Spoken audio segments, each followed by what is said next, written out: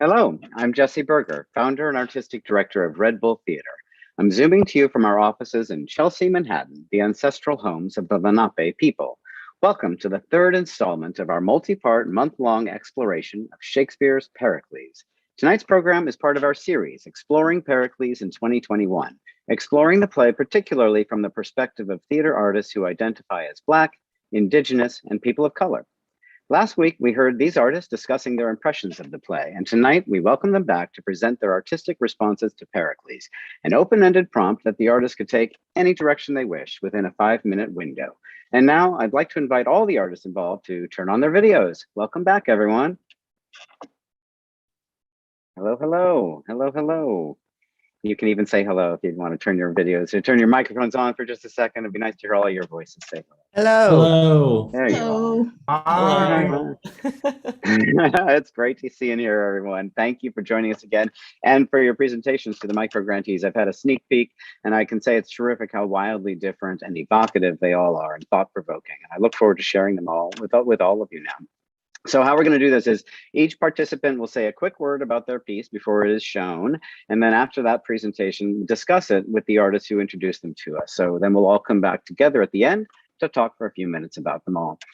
Our first presentation, without further ado, is by costume designer Ivonne Miranda. So if everyone else could turn off their videos, and Yvonne, please introduce yourself and your project, and then we'll share it.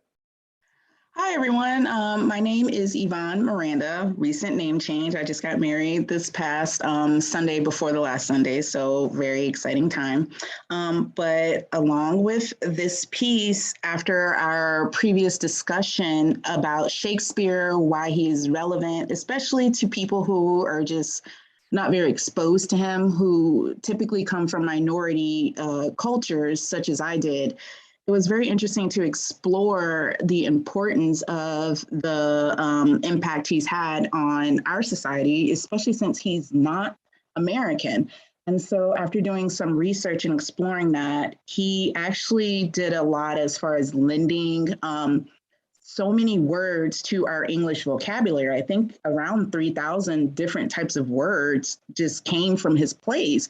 And so it's also very interesting to explore that along with the unfortunate kind of situation of Shakespeare kind of being used as clout for ethnic people, as something that a lot of people who are privileged to go to theater are impressed by when people of color know Shakespeare, can quote him, know his stories. That, along with the language, along with being a Black woman and having discussions about code switching and the whole AAVE, African American Vernacular English, which has lent a lot of different words in itself to pop culture as well. I really love the idea of exploring all that mashed up and told in a way that was kind of relevant and just aimed at people familiar with AAVE and just, Black culture and all of that. And so my project is a representation of that.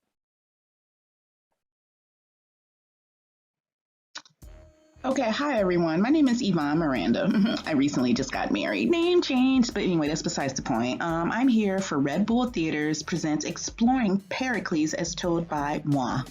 So let's go ahead and get into this. This is one of Shakespeare's lesser known plays, and as I progress through this, you will understand why. This motherfucker was extra as hell with all this shit that's going on. So anyway, we have King Antiochus here of Antioch. And if you cannot tell, he is giving us pervert fucking vibes like a motherfucker. And so he is straight up on some Donald Trump, I want to bone my fucking daughter Ivanka Trump shit. Just, this is not a vibe. This is dead ass, just like some nasty ghetto ass fucking Alabama bullshit. So he's like, okay, I have a riddle, and my daughter, anybody who can answer this riddle, they will get to marry her. So we have Pericles, Prince of Tyre here. That's an interesting name. Not sure I would visit some place named that. Anyway, to each his own. So he's like, bet, say less. I'm finna go over here, solve this fucking riddle, and scoop this hoe up. And so then Princess of Antioch is like, here's the riddle. And then it is the most blatant, obvious answer, which I'm just so baffled as to why Shakespeare would have this be the fucking riddle. And basically it's just explaining like why, like how she is in a relationship with her father's on some old incest ass shit. So Pericles is like, okay, I want nothing to do with this. I am turned off. I do not want to marry her, but also what do I do? Because if I don't answer the riddle, they're going to kill me. If I answer the riddle, they're going to kill me because I'm going to be revealing that they are in an incestual relationship. So he's like, you know what? I'm just going to go ahead, head on out, he's shook, period. He's like, this is just not going to work for me. And so then he goes home to Tyre, and his advisor's like, I think you need to leave because I'm pretty sure this dude's going to try to come after you. And he's like, you know what? You're right. I think he is too. Say less. I'm out. So he fucking hops on a ship. He fucking ends up in some place called Tarsus. And there's a King Cleon and a Queen Dionysi. Oh my God, like, why is her name like this? Fuck this. This bitch's name is Dion now. I'm renaming her. So anyway, King Cleon and Queen Dion, that rhymes. Anyway, so he walks into a fucking famine. And so it is a hot dumpster fire. But lucky for them, he has corn potatoes or whatever the fuck these motherfuckers were eating back then. So he throws this shit, and like the Messiah, he fucking saves them. And they're like, oh, praise Pericles, thank you. So then he hops in his ship again, and he fucking takes off, and he crash lands in another place. Fishermen pull him out of the water, along with his trusty armor. Somehow that fucking survived. And they're like, there's a joust going on, and the king is going to offer up his daughter to anybody who wins this. And so then my boy goes, and he fucking, obviously crushes this fucking joust. So everyone is like impressed. King Simonidi, see, this is Simon, and they just added this extra IDES on the end that was not necessary. So King Simon of Pentapolis, whatever is impressed. Everybody's impressed. And so then Asia comes out, and that's who he gets to marry. Baddest bitch on the island. So then, unbeknownst to them, in fucking Antiochus, or whatever the fuck that place was, the heavens are not happy with the relationship that was going on with this king and his daughter, so they burn these motherfuckers. Sad, but I guess that's what happens. And so then he hops back on this ship. He's like, I'm gonna take my pregnant wife home. She fucking dies during childbirth, and they're like, we gotta throw her ass overboard. Like she bringing bad juju. So he's like, all right. So he puts her in a box, tosses her ass overboard, and she ends up landing somewhere else, unbeknownst to him. But then for some reason, he fucking chucks his newborn baby Miranda off to Cleon and Dion at fucking Tarsus and goes about his merry way. So he's over here in Tyre being a king. Fucking Thasia is in a temple somewhere being a fucking badass priestess, and Miranda growing up to be a baddie, just like her fucking mom. But then we got Dion here. She on some hating ass shit because Miranda is too fucking hot for her own good, so she's cock blocking all the potential suitors for her fucking crusty, musty ass looking daughter. And so she's like, you know what? I'm going to murder this bitch. But before she can even fucking purse her crusty, bitter, beer face ass up, even fucking get somebody to do the deed for her, girl gets kidnapped by pirates. It's like I said, this is too much. This is like a Spanish telenovela. And so she gets kidnapped. They sell her ass to a fucking whorehouse the way they whopping it up. Praise Lord. And so then she's in this fucking bordello, but she ain't giving up shit but scripture here. And so all these potential fucking dudes that are coming in here to fucking clap her cheeks, she's basically on some, can I talk to you about our Lord and Savior Jesus Christ, on some Jehovah's Scientology fucking, extended car warranty bullshit. And so she keeps convincing these dudes that, it's not me that you want, like you need to go on and do better with your life. And so they get tired of her ass. So then she goes off to go to some reputable fucking school to teach girls how fucking convenient. So then I guess my boy Pericles is like, all right, let me go back and scoop my daughter up. And so then he goes, and they're like, oh, she ain't here no more. She dead. And we built this temple for her. And I'm like, oh, okay, whatever. Next. So then he gets back on his fucking ship. Oh, this is just too much sailing for me. Anyway, so he gets back on the ship. He's going through it. He's been through a lot, as we can see. And so he's on this ship. He's just not living his best life. He's like, my baby's gone and my other baby's gone. Like, what the fuck am I supposed to do? So then they're like, oh my God, I'm tired of this dude tripping. His crew, they're like, we need to get him some help. So then they go and they get Miranda, and she's over here like talking to him and everything. And he's like, wait a minute, like this shit sounds mad familiar. What the fuck she's talking about? And the more she talks, the more he's like, this is very familiar. And they finally, I guess, both fucking figure out that we're related. You're my dad. You're my there. And so they fucking reunite. And then he goes to sleep and he wakes up from a dream where the goddess Diana tells him, you need to go to so and so temple. So he takes his ass there where Thasia is priesting it up. She's living her best goddess life in this temple. And he's like, boo, I've come to scoop you up. Let's go ahead and leave. She's like, oh my God, my husband. And she fucking faints. And they all fucking reunite. And, it's good. They're a family again. And so that's the end of that. I personally would give it like a 4 out of 10. I don't feel this story. It's not for me. It's just too much unrealistic shit is going on. But hey, if you do like it, I'm happy for you. And that is the end. Thank you.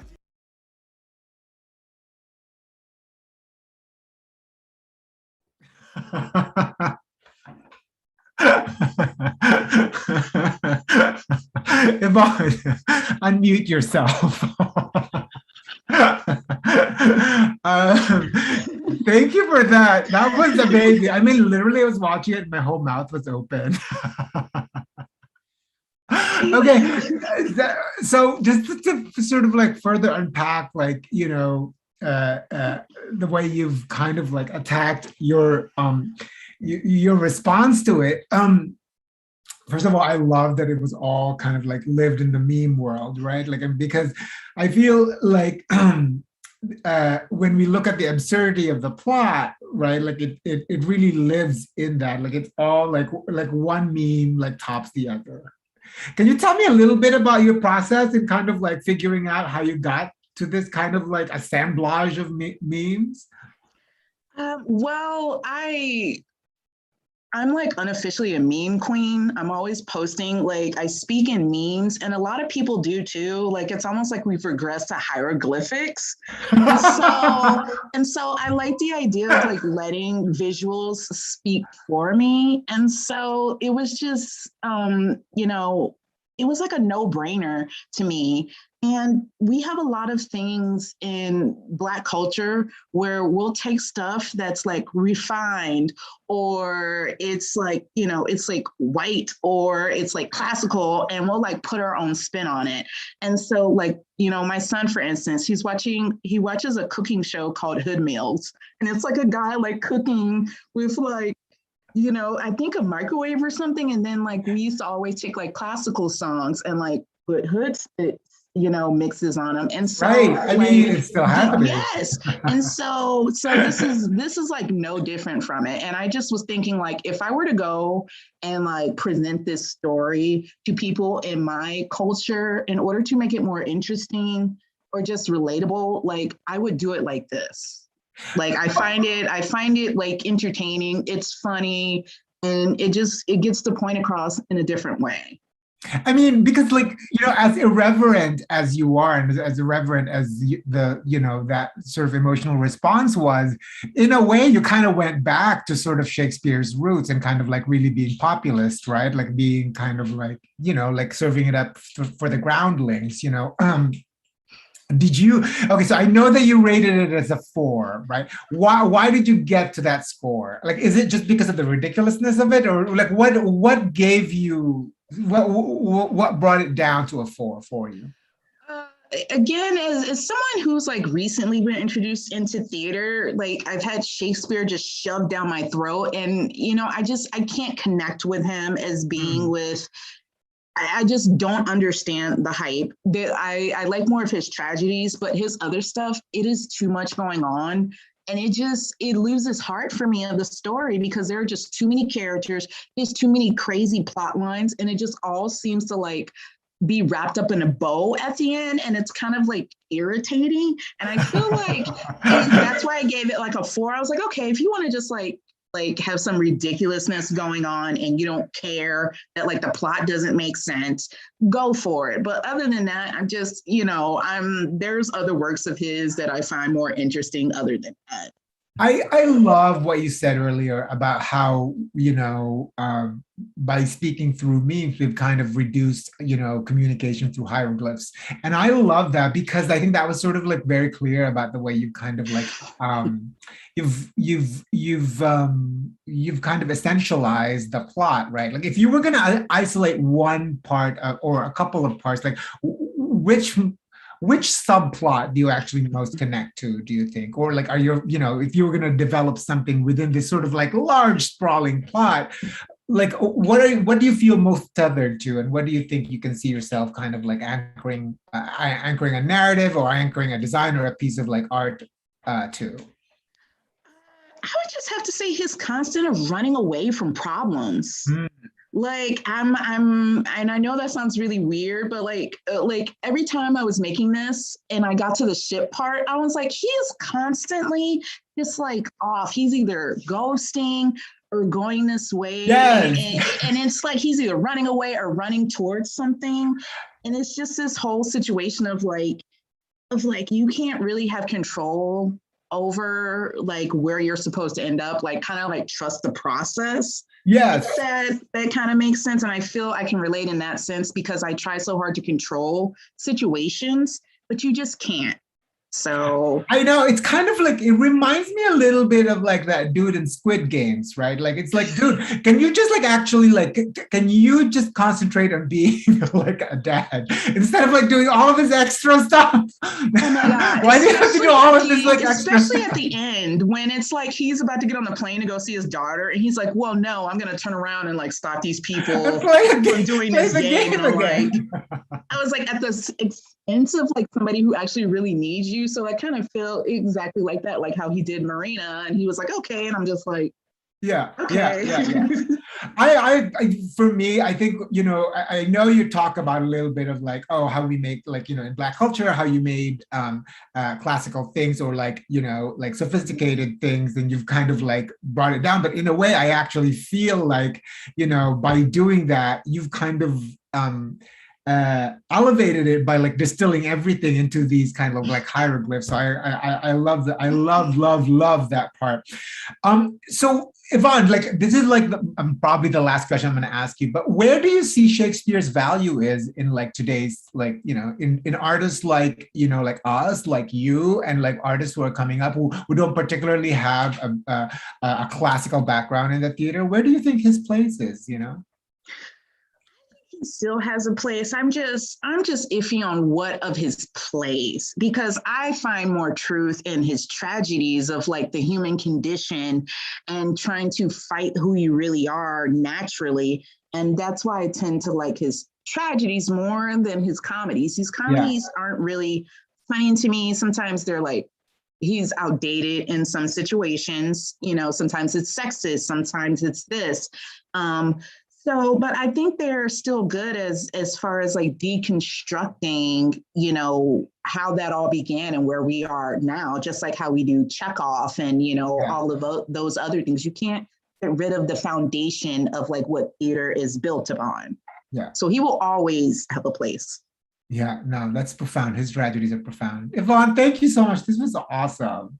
Thank you. Oh, yeah. Let me jump in and thank you, Yvonne and Clint, for the conversation. And I would just say, I don't know if this was in your mind, but, Gower has those dumb shows where he describes and are visually represented on the stage. And I thought your presentation, in a way, captured an entire dumb show, not dumb, but you know what I mean, mute show of the play itself. So thank you for that. And thank you again, Clint, for introducing us to Yvonne and for that conversation. Our next presentation will be by director Rudy Ramirez. Rudy, can you turn on your video, please, and introduce your project? I can indeed, thank you. My name is Rudy Ramirez, and I will never stop thinking about the use of WAP to describe Marina's experiences in this play ever in my life. That was incredible. My pronouns are they, them, and I am coming to you from the unceded homeland of the Pecumtuck Nation, which is in central Massachusetts. And Pericles is so weird. It's very weird, as Yvonne pointed out brilliantly. And there's something about it to me that made me think that Pericles is so often forced to leave a place because of violence, and other characters are forced out because of violence, or they're kidnapped. And I started thinking about immigrants, refugees, and diasporas, and how these far-fetched stories, a lot of which had elements of fairy tales, really, I thought about how fairy tales and a lot of stories are ways of dealing with trauma. And the big sticking point for me with Pericles, which is the one thing where I'm like, God, I don't know if I could ever do this, was the story at the beginning with Antiochus and his daughter. And, Gower says, bad child, worse father, implying that somehow she had a choice in this and no woman in that situation would ever choose that.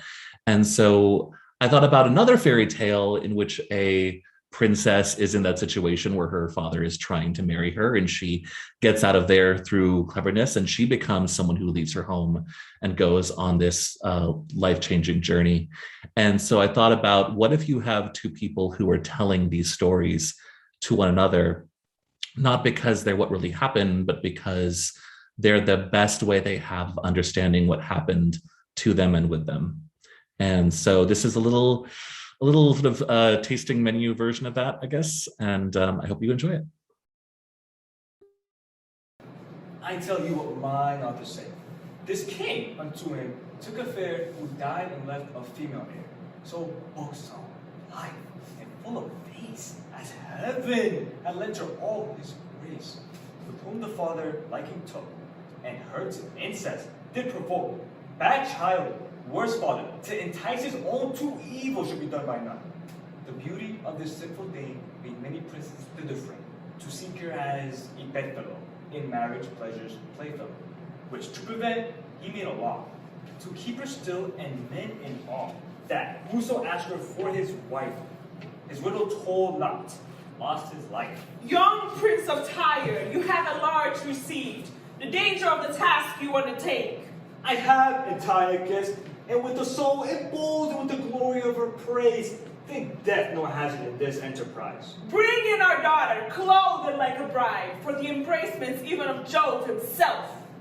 See where she comes, apparel like the spring, her face the book of praises, whereas for nothing but curious pleasures, as from thence sorrow would ever raise, and testy wrath could never be her mild companion. Prince Pericles! Thou be son to great Antiochus. Before thee stands the sphere Hesperides, with golden fruit, but dangerous to be touched. Thus ready for the way of life or death, I wait the sharpest blow. Scorned advice! Read the conclusion then!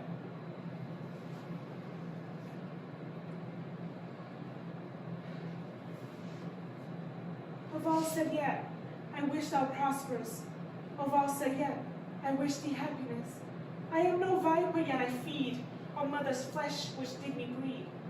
I saw a husband in which labor. I found a kindness in a father. His father's son and husband mine. I, mother, wife, and yet his child. How they may be, and yet in two. As you will live, resolving you. If this be true, it makes me pale to hear it. Fair glass of light, I loved you and could still.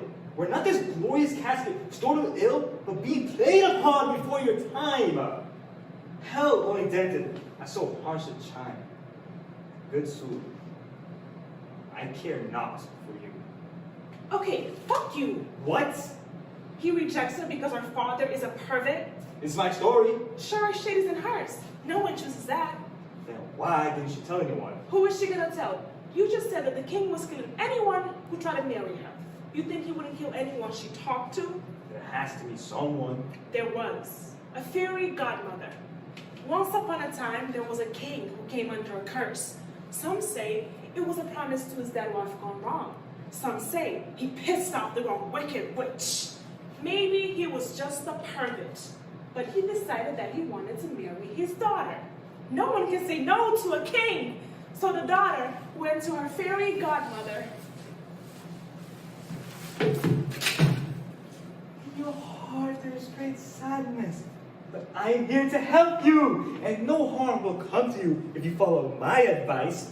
You must not disobey your father, but first tell him you must have addressed the color of the sky, not the daytime sky or the nighttime sky or the sky at the sunset, but a dress that changes with the time and weather. Certainly, you will never be able to meet that request.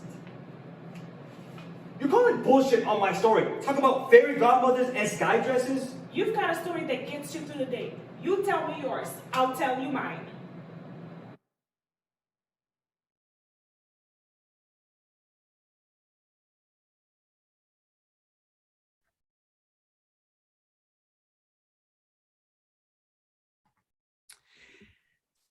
Thank you, Rudy. Very interesting take on this. Now, you're going to have to give me some information because I'm not familiar with the second story. Yes. Totally. So give me a little bit more background about that. So it's this French fairy tale, which is about a young princess who the father decides to marry her. And in the official French version, it's because he promised he would only marry a woman as beautiful and virtuous as his wife. And so she's in this position where she's, on the one hand, can't disobey the king. She can't, under penalty of who knows what. So she comes up with these impossible tasks. She demands different dresses. She demands that he kill the magical donkey that brings wealth to the kingdom. And then she uses that to then escape. And she becomes a maid in a palace in a different kingdom. And it's kind of a very, very messed up Cinderella variant. In that regard. But it was a story that I'd seen a version of it when I was a kid. And I was like, in that one, they made it that like, oh, she accidentally put on her mother's wedding ring. And so that was the reason why. So the king had no attraction to her. But then I saw a version researching this where the king did, and it was so disgusting. But I think that, yeah, it was just like, it was a great way of thinking about Antiochus's daughter in a way that she's not given credit for in the original. Yeah, no, that's very interesting because I have never heard that story, and it does have a similarity with Pericles. As everybody knows, Pericles is not my favorite play either, for some of the reasons that Yvonne mentioned, because it is all over the place, and I call those four romances, as I think I said in the last conversation, his avant-garde period. It's like a fish in a fowl somewhere in between. Yeah. I could not tell, however, from your presentation whether you, for want of a better word, liked this story or liked the play. Yeah. I actually like a lot of elements of Pericles. I like that, again, it was a story where I think that it does have these weird dovetails with fairy tales. Like I was thinking if I were to do a full version of this, Marina's story mirrors Snow White in this interesting way. And does a third character appear at one point, who for her, she imagines the Snow White story or a version of that then dovetails with it. So I actually, of the late romances, I think this is probably the one that I have the best relationship with, but I'm with you. I think that there's the most difficult. They don't really hold together in the same way, but I don't think it's unsalvageable. Good. By any stretch. Well, I'm sure Jesse will be really happy to hear that too. Talk a little bit about the masks. Yeah. Where you came up with that concept and what it meant and how you used it. I was thinking about how, both the fairy tales and Shakespeare have very heightened language. And to me, it was a way of, I again, it's something where if I had a bigger budget, I'd want, lots of different kinds of masks. But I was thinking about how they're being called upon to perform characters in one another's stories.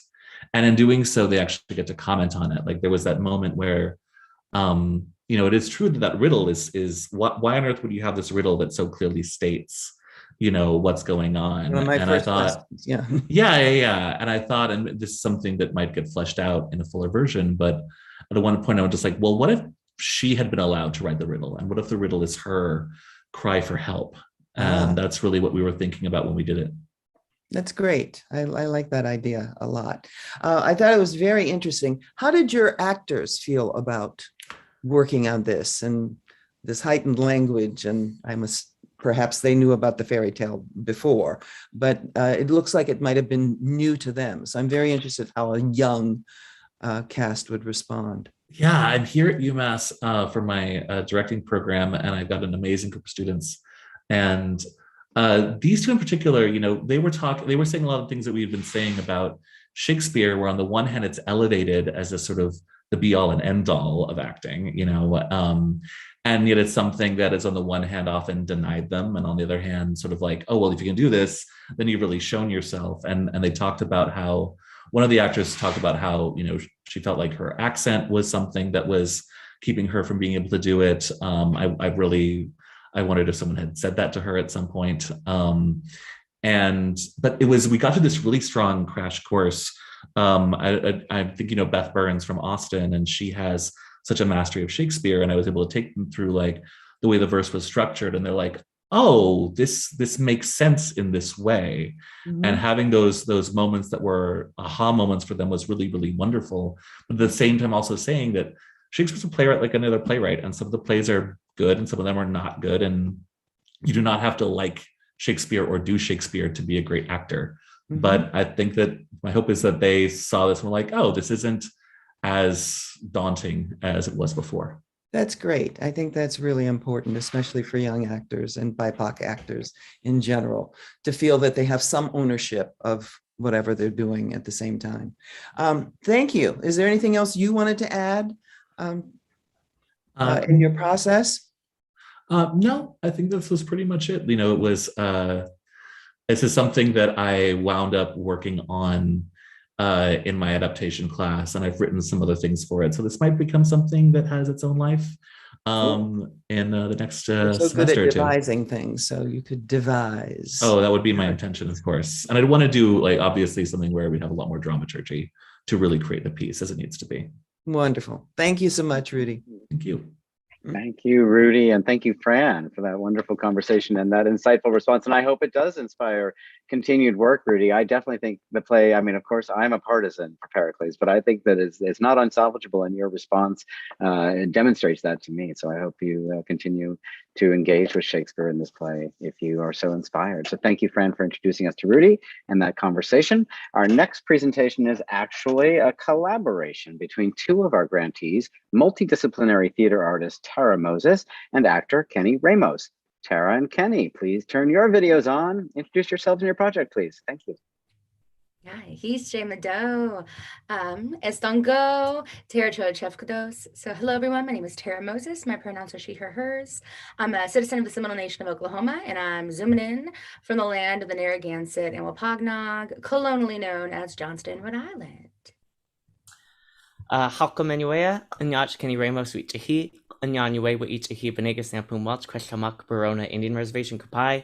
Hello everyone, my name is Kenny Ramos. I'm from the Brona Band of Mission Indians and the Kumeyaay Nation. My pronouns are he, they, and I'm zooming in from unceded Kumeyaay territory, my ancestral homelands, which you may know as San Diego County, California. Hey. I don't know that our piece needs much, I think, introduction, because I think it kind of speaks for itself. What do you think, Tara? Yeah, y'all gonna see. Y'all gonna see. All right. Take it away.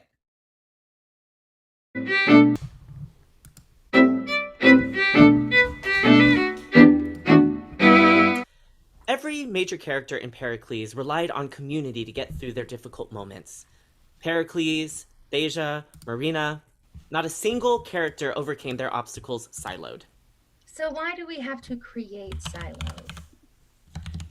Tara and I have been in conversation about this play from the beginning, texting back and forth while reading together, discussing our projects together, and we decided to create within the community that we have with one another.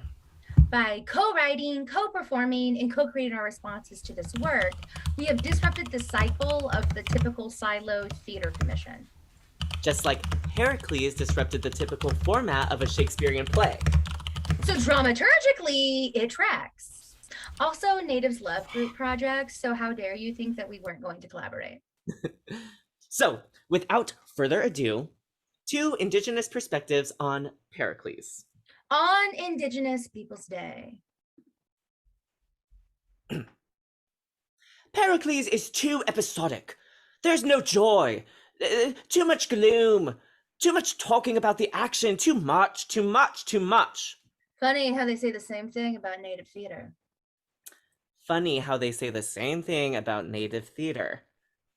But this definitely isn't native theater. There are themes of missing and murdered women, only in the colonizer's story, their women are always found. There are themes of resilience, only in the colonizer's story, resilience comes from the individual, not from thousands of years of blood memory.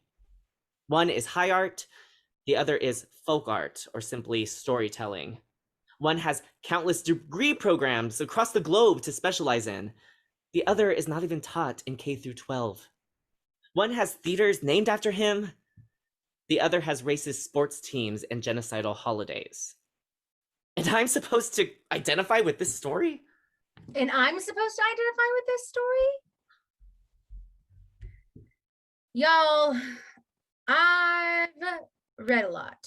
I read a lot. I'm in grad school, for fuck's sakes. I can research. So I've spent the past couple of months reading so many critical responses to Pericles because I just don't get it. It's not that I don't get the play. I do. It's just that I don't get why I keep getting asked to decolonize Shakespeare when you can't decolonize a colonizer. Colonizers can only uncolonize. Colonizers can only uncolonize. And yet here we are on Indigenous Peoples Day, making it about a dead white man. You know, I would rather be talking about the foundational Native playwrights who co-created this surgence of Native theater for the first time. Bill Yellowrobe, Thomas Highway, Muriel Miguel. And yet, here we are. Here we are. The following section is devised from real text messages. We do have receipts, people. Should we rebel and not do the commission? No, Maddie brought us in for this. You're right. We will do Shakespeare for Maddie. For Maddie. But I'm going to complain the whole time. That's only fair. What are you going to create? I don't know. Maybe something about how certain themes like resilience translates to Indigenous peoples. You? MMIW is present there with Marina. And the wife. Well, kinda. When is it due again? Indigenous Peoples Day. What? It's fucking due on Indigenous Peoples Day? I know. On our day, we shall discuss an Englishman's work. I have an idea.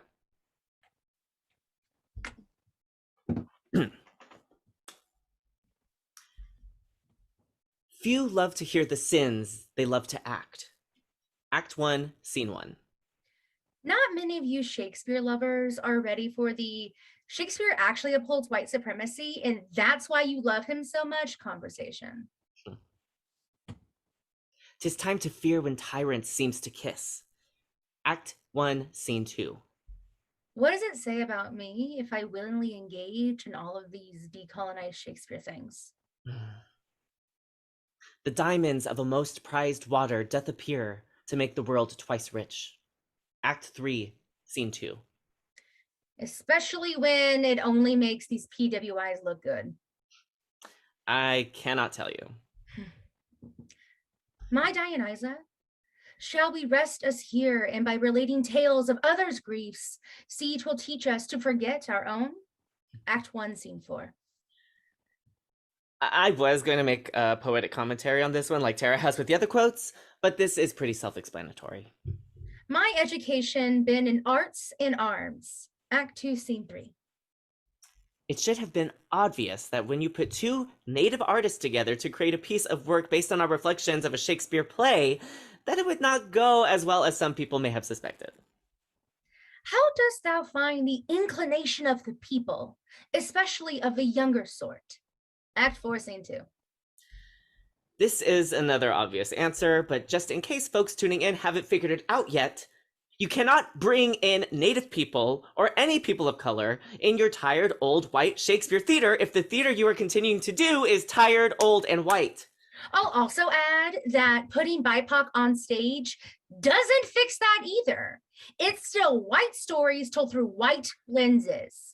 If you want to get us in the door, let us create our own works and get out of the way of us doing it. And let us have our only holiday off. You wanted two Indigenous perspectives on Pericles on Indigenous Peoples Day. And you got it.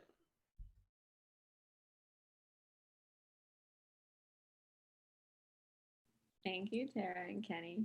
Chana Tiwis Chokais, everybody. I'm Maddie. I'm a citizen of the Mohegan tribe, zooming in from Piscataway land in Baltimore today, and I brought in Tara and Kenny to respond to Pericles. So thank you both so much for that. First of all, I guess my first question is, a lot of the questions that one would ask, I feel like are kind of explained within the piece. But can you tell me a little bit about your process of coming together to collaborate on this together? I know part of it was through text, as you know, is shown in the piece, but if you could just talk a little bit more about that. Well, that was Kenny. It's a brilliant idea to be a pain in the commission's ass. So Kenny. Yeah, right. I'm like, it's like from the beginning, you know, was when I found out Tara was another micro grantee, of course I was texting her on the side, and as we got closer to it, I mean, I think it just reflects really like Indigenous ways of knowing and kind of Indigenous frameworks. Like, we don't do anything like by ourselves, and I think that's what's exciting to me about the contemporary Native theater movement as things progress, is like kind of you know, and because theater collaboration is so essential to it, obviously, but I think within Native communities, that's just how we operate. So that's part of the reason why I love theater so much, is because to me it reflects that. And so when this came around, it kind of felt like the most natural thing to do, to partner with the other Native artists who I already have a wonderful collaborative relationship with, and just kind of like I don't know, team up as best we could. And Tara's just so fearless and talented in so many ways. It was really, I don't know, exciting and a no-brainer. Of course, who wouldn't want to collaborate with Tara? Please. I'm like, yes, Tara, please. Hello, Tara. So anyway, go ahead, Tara. Who wouldn't want to collab with Kenny? Hello. There's a reason why I put you in literally everything. I have the power. Right. Oh, hearts for that. Yeah. Great, that's awesome. So you did end up actually using the play in the response, which I actually thought was really interesting. What was the process between the two of you of, you know, choosing text from the play to engage with? Yeah, so that fell on to me when it came to the writing of it, for many reasons that we don't need to get into. But yeah, and I think, like, you know, because after reading it, and just like remembering a little bit of like little chunks, because I love me taking Shakespeare out of context and making him about this system he is. So I was like, how can I fuck up this little piece? How can we fuck up this little piece? I love that like the education was in arts and arms, because I'm like, yep, that's my existence. But yeah, and so in regards to the process for this particular thing, we used 6 quotes. I think I pulled like 10 and then put them in the thing. And then I was like, Kenny, which of these, like, which ones do you like? Which ones do you think you can make like out of context, or what we're trying to say? Anyway, and that's how we landed on the 6 of them. I thought it was really interesting listening to it, because Pericles for me isn't a Shakespeare play by far, as many have mentioned, that like there are lines from which stand out or that I remember. And I actually found that the recontextualization of those lines actually made them more clear and more significant to me. So I just found it really, really interesting. Kenny, is there anything you want to add at all about that process? No, yeah, I mean, I think it kind of, what's interesting about that I'm thinking about now is like kind of what you're saying in terms of the lines and how they can have, well, yeah, like have meaning out of context and then deeper impact. And then for those of us from like a tribal background or who experience what it's like to be a native theater artist in the American theater field, recontextualizing that in that way, I don't know, I think then, yeah, interestingly speaks to, yeah, kind of, I guess, the universality of theater perhaps, or anyway, I don't know. Sorry, now go ahead. No, there is no universality in any Shakespeare. Let's like, right, I know, that's why, like, yeah. Kenny, but for folks tuning in at home, Shakespeare is not universal. Stop it. I said universality of the theater, but yeah. I just are there any other thoughts or ideas or reflections on your process on coming together this, on Pericles, on being a part of this project that either one of you want to share with the remaining time? I think what I'll throw in, first of all, Red Bull, love you all. You all been lovely. I'm gonna put you on blast just a little bit, but no, it comes from love. Anyway, I think what really motivated this is that our projects were due on Indigenous Peoples Day. Anyway, and I think whenever like any organization, any PWI wants to engage meaningfully with Native people, like let's think about when we're asking them to do labor, you know? Let's think about when we're asking them to engage, especially in work that's so deeply rooted in colonization. And yeah, and I think like that was a huge impetus of like, well, what does this do? Indigenous Peoples Day. No! Anyway, so we're like, you know what? Let's disrupt this response and in turn, like send a really clear, just like message. And luckily, you know, Red Bull, again, love you all. This was from love. Anyway, received it very, very well. Oh, had lots of conversations about it, which is great. But yeah, but just thinking about in general, and it's not just with Native people, but engaging with any like marginalized person in this settler colonial state, illegal state for that matter, you know, be really cognizant of when you're asking people to do labor, when and why. Yeah, because I would have much rather just like relaxed all day, but instead I was like trying to figure out how to export this damn. No. We were finishing the script and then we'd export the damn file later on. It was a whole situation. But anyway, yeah, that's what I want to throw in there. Anything, Kenny? No, I agree because that was our first half of Indigenous Peoples Day was yeah, I mean, yeah, I agree. I concur. I don't know that I have anything to add. Well, thank you both so much for sharing. Yeah, I'll jump in and thank you, Maddie, and thank you, Kenny and Tara, for your feedback. And I appreciate the forthrightness, and I really appreciate you sharing your point of view so frankly with us. And thank you for that very helpful response. And thank you for all of that. And thank you to Maddie for introducing us to Tara and Kenny and for that discussion. Our final presentation was created by playwright Jacqueline Lawton. Jacqueline, your turn. Hi, everyone. I just muted and unmuted myself. Hello, everyone. My name is Jacqueline Lawton. I am on the unceded lands of the Eno-Shakori and Occaneechi communities, otherwise known as Chapel Hill, North Carolina. And my pronouns are she, her. And so the play that I wrote, so first of all, y'all, it's been decades since I had experienced Pericles. Like I just hadn't been sitting on Pericles. And the only thing I remembered about the play was that it was his sex trafficking play. Because I kind of divide Shakespeare into his comedies, his tragedies, and then his issue plays, his social justice plays, because I do a lot of social justice work myself. So that's just sort of how I remembered it. But then I reread the play, and then I watched I think it was a BBC version of the play.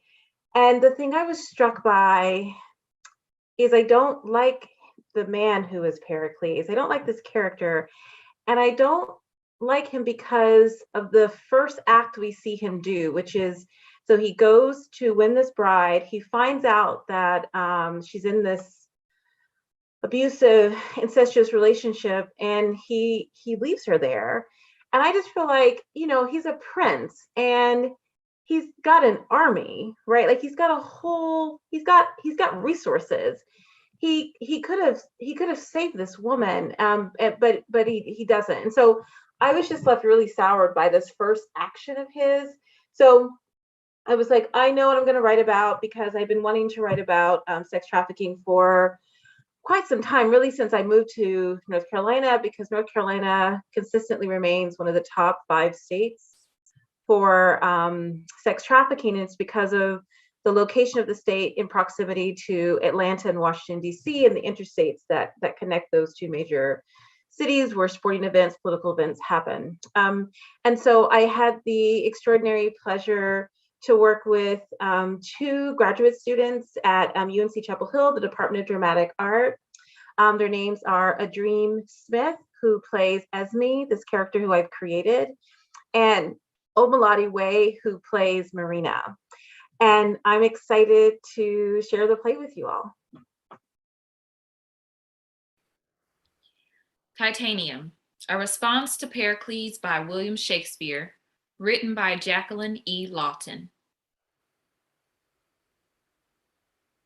Marina, would you like to sit down?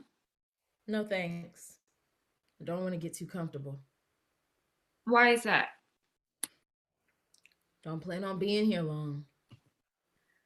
You're required to be here for a full hour, 3 times a week for the next 6 months. An hour is a long time to be standing. I've done a lot harder things than stand for an hour. I'm sure you have. Why do you say it like that? Like what? Like you don't believe me. Like you're judging me. People like you always judge me. What do you mean, people like you? People that value comfort. People with decorative pillows and manicured lawns. People that have never had a knife to their throat. You don't know me. You don't know my life. Let's not make assumptions. All right? Listen, all I want to do is teach. That's it. I have skills. I can sing, weave, sew, and dance. But they sent me here. Is it that simple? Yeah, it is. Usually the people that I see are sent here for a reason. You want to tell me what happened at that interview? Same thing that always happens. They asked why I didn't have any experience listed. I explained why. Things got a little heated. They called the police. I got arrested. Now I'm here. Why don't you have any experience listed? Because the experience that I have has nothing to do with the job that I want. Did you tell them that? Yes. They said we have to judge for ourselves. But that's the problem. It doesn't matter what I used to do. I don't want to go back to it. It'd be different if I had chosen to do it. Sex work, you mean? How did you know? It's in your police report. Your very extensive police report. Why don't you tell me how you got into sex work? You won't believe me. Try me. All right. The woman who raised me wanted me dead. Is this your mother? No. My mother died in childbirth. At least everyone thought she did. My dad was a wreck. He disappeared. I was raised by a friend of his. But she got jealous and wanted me dead. She would have killed me if I hadn't been kidnapped and forced into sex work. But there was no way in hell that any of those men were going to get any part of me. So I told them that, and I escaped. I eventually found my parents. They were on Facebook.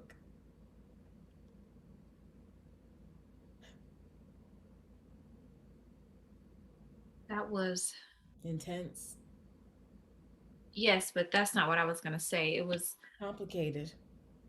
Sure, but again, that's not quite it. It's traumatic. It was honest. True. Wait. You believe me? Yes, I do. No one ever believes me. Why do you? Because the body holds our memories, even those we've forgotten or want to forget. What you've experienced, it lives in your body. It alters the way you carry yourself,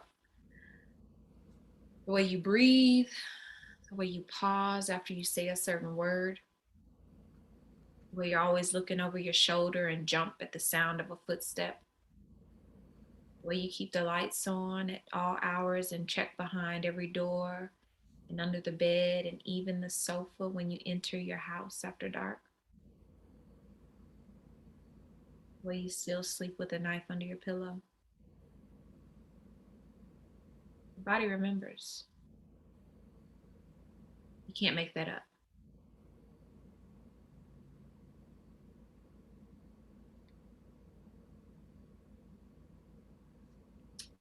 I do have one question.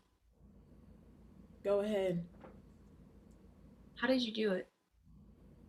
How did you keep the men from raping you? I gave them a choice. One night with me, or their life. They assumed since every man before them had walked out alive that I was serious. Were you serious? Yeah. You don't get to just take what doesn't belong to you. That's fair.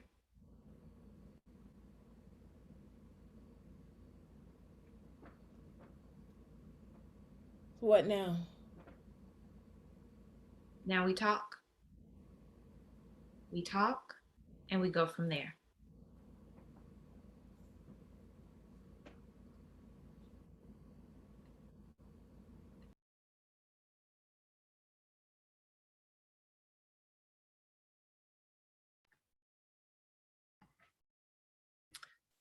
Hi, Jackie. I so love this piece. I find it very moving. Inspiration obviously comes from the Marina story, which at some point, I guess the play might have been called Marina's Story. But talk to me a little bit about how you, that is, you wanted to write a play about sex trafficking, and how did that intersect with Pericles? I think you're muted. You know, I will give you a treat. He's muted. Okay. So the thing I was most interested in is the story that Marina might tell if someone was actually listening to her, and if she was no longer sort of in the grips of being passed around. And so I had to think about, okay, so in this contemporary setting, where we still have sex trafficking, we still have these pirates who snatch women from Walmarts and parking lots and off the streets, all these various places, where, and then I think about, so where could I situate them? And I said, we could now, contemporary times, this moment. And then I thought about, so who would Marina talk to? What are the circumstances of her being in conversation? And it wouldn't be freely. I don't think she would tell the story freely, because I don't think too many people would believe her story. In much the same way that if we listen to what happens to sex traffickers, there's a sense of disbelief and an automatic blaming of the individual, which is just cruel. So then I thought about how Marina wants to be a teacher. She wants to teach, and the list of things she wants to teach, she's an artist. And so I thought about how, okay, all she wants to do is teach. Her previous experience should have nothing to do with how she shows up. But I think about all the people who have gone through horrific life circumstances, who want to turn their lives around, but society defines them in this one instance of who they once were, whether it was by their choice or not. And then when I got to work with Omalade and with A Dream, it was really beautiful, because Marina was very clear.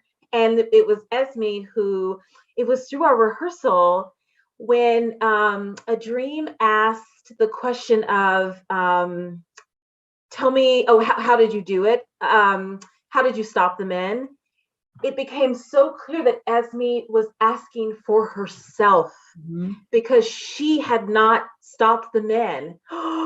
So Fran, that became a revision. And it was, so that was really, that whole experience of being in rehearsal with those two extraordinary women was really wonderful. So it really became collaborative. Oh, very much so. Yeah, it was great. It's the most moving part of the, well, there are lots of moving parts there, but certainly that glimpse into that other character's life is sort of stunning. We've talked this evening a lot about, I guess, appropriation and how BIPOC people are actually looking at Shakespeare. What are your thoughts on that? Because you obviously were inspired by this. This is not Shakespeare, although I find it very poetic. Yeah. And the way you write, very poetic. But what are your feelings about that? So Shakespeare for me is, we talked a little bit last time. So I was introduced to Shakespeare very young. Anytime my sister and I said we were bored, my mother would tell us to read the dictionary, read a book, and my sister and I would always grab Shakespeare or the Bible, you know. So Shakespeare next to the Bible, these fantastic, interesting, character-driven stories, beautiful language. So for me, that is Shakespeare. I taught when I lived in DC, I taught the Folger Shakespeare Library, Shakespeare Theater Company. So I'd go into classrooms to teach Shakespeare. And it was so clear to me that what was the most interesting part of that work was hearing the young people tell the stories of their lives through the poetry and songs and dances that they then created as inspiration from a story I may have told them about Shakespeare. So for me, he's just this guy who wrote these interesting characters, fantastical sometimes, romantic, both historical and just in love. And Americans are obsessed with him. Okay. I do like when we get to have other voices show up, whether in response to or inspired by in some way. But I agree that he's not universal.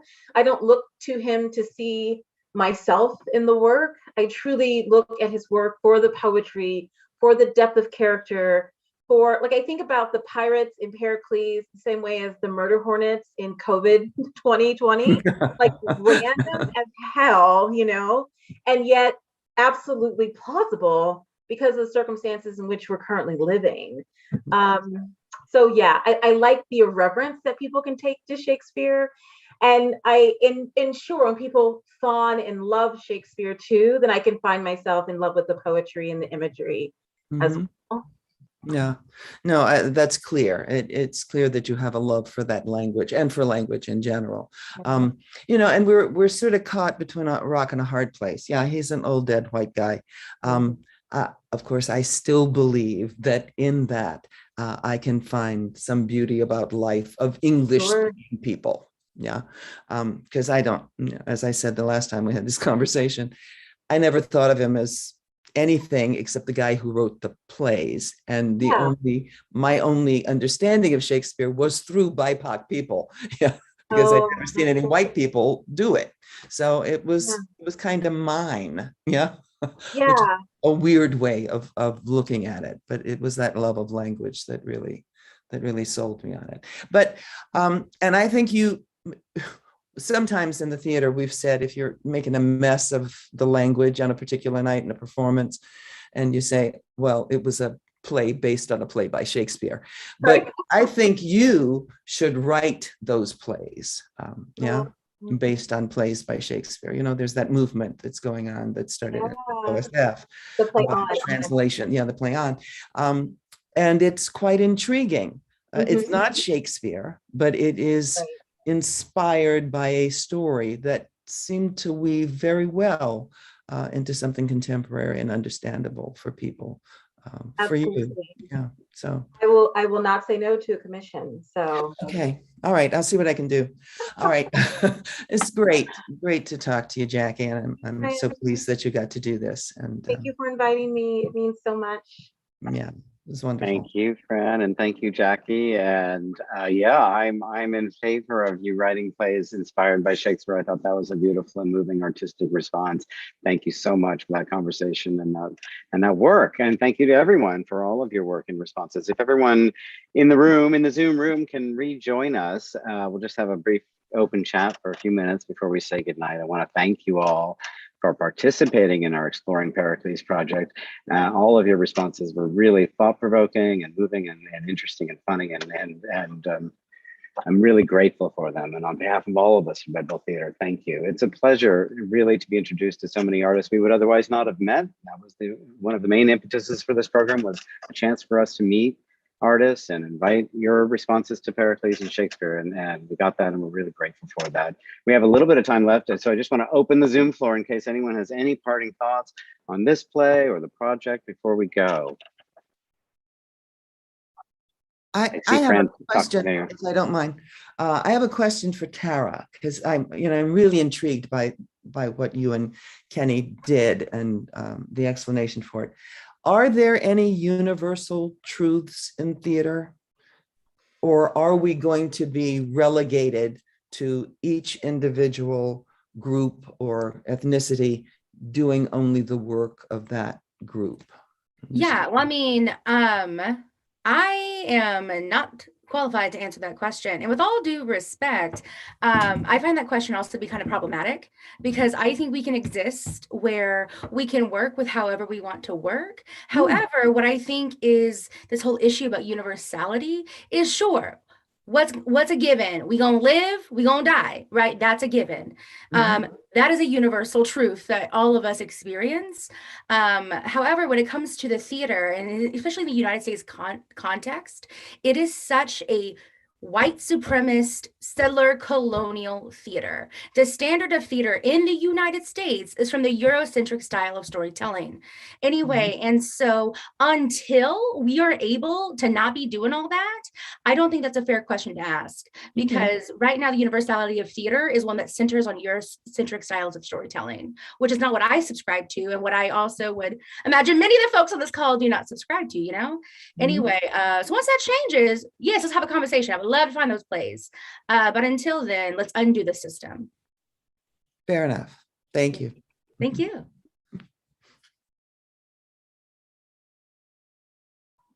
Hello, Tara.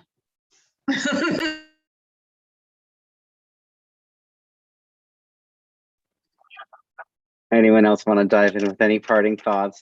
Thank you, Fran, for asking that question. Even though Tara, I appreciate your response to it. That was a great exchange. I appreciate it. For all of our audience watching, please tune in on October 25th. We are doing an online reading of Shakespeare's Pericles, a play that I really love, and I really love all these provocative responses to it. So I'm looking forward to hearing it. It has an all BIPOC company directed by Kent Gash, who was with us for the conversation last week. And I think if you are interested in Shakespeare's Pericles at all, I think you'll enjoy it. So please, I hope you'll all join us for that, as well as all of you in this room. And thank you again to all of the artists, each and every one of you, for this enlightening and really exciting presentation and conversation. Everybody ready to say goodnight? I don't want to leave anything left unsaid. If anyone has something burning they want to share. Okay. Thank you. Good night, everyone. Thank you, everybody.